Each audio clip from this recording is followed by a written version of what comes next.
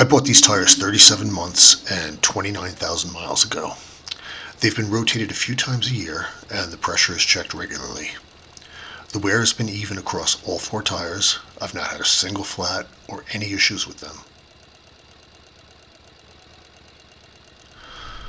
Our Xterra has a little over 80,000 miles on it, and this is the third set of tires. Driving on gravel, rocks, and rough dirt roads is the fastest way to kill your tires. And aside from being my wife's daily driver, that's about all this rig does.